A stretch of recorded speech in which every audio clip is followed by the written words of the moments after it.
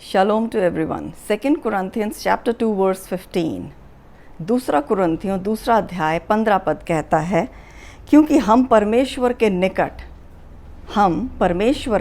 निकट उद्धार पाने वालों और नाश होने वालों दोनों के लिए मसीह की सुगंध हैं।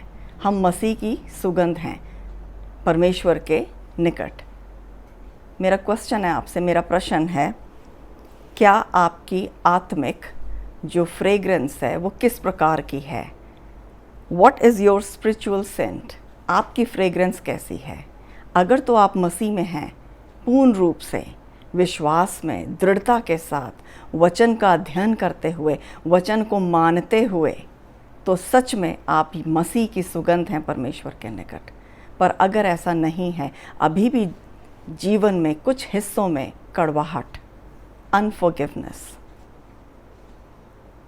या रॉटन एटीट्यूड या व्यवहार में गड़बड़ी, क्रिटिसाइज़ करना, आलोचना करना, लोगों की निंदा करना, बुराई करना, अगर आप अभी भी कहीं ना कहीं अगर इसी में ग्रसित हैं, तो जब आपके अंदर ये कड़वापन है, आपके अंदर ये गंदगी है, तो किस प्रकार की सुगंध होगी? वो सुगंध तो होगी नहीं, वरन क्या होगा?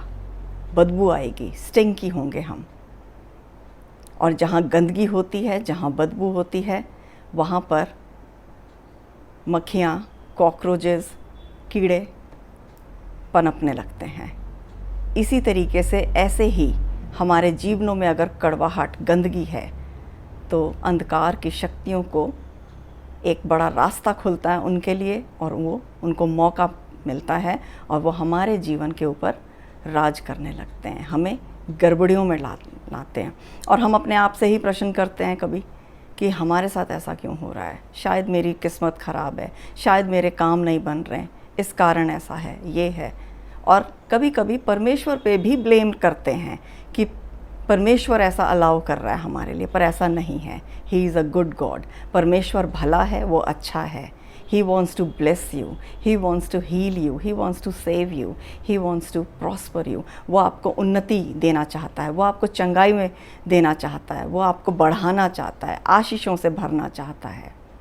पर ये कमी घटी हमें खुद समझनी है, हमें रिकॉग्नाइज़ करना है कि ऐसा क्यों है हमारी लाइफ में। अगर किसी प्रकार की भी गड़बड़ी हमारे साथ है तो क्यों है? वचन कहता है, पहला पत्रस 5:8, बहुत अच्छे से साफ रूप में इस बात को घोषित कर रहा है ये वचन, सचेत हो और जागते रहो, क्योंकि तुम्हारा विरोधी शैतान गरजने वाले सिंह के समान इस खोज में रहता है कि किसको फाड़ खाए। हमारी कोऑपरेशन की वजह से शैतान काम करता है। अगर हम कोऑपरेट करेंगे तो शैतान इजीली काम करेगा, और अगर हम नहीं करेंगे तो शैतान को मार्ग भी नहीं मिलेगा।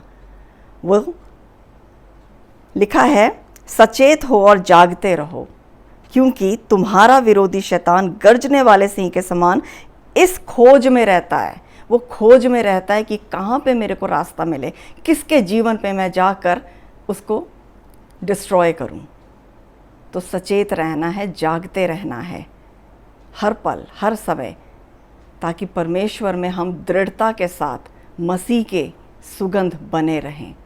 प्रभु आपको ब्लेस करे और अपनी लाइफ को पूर्ण रूप से प्रभु यीशु के हाथों में दें। God bless you.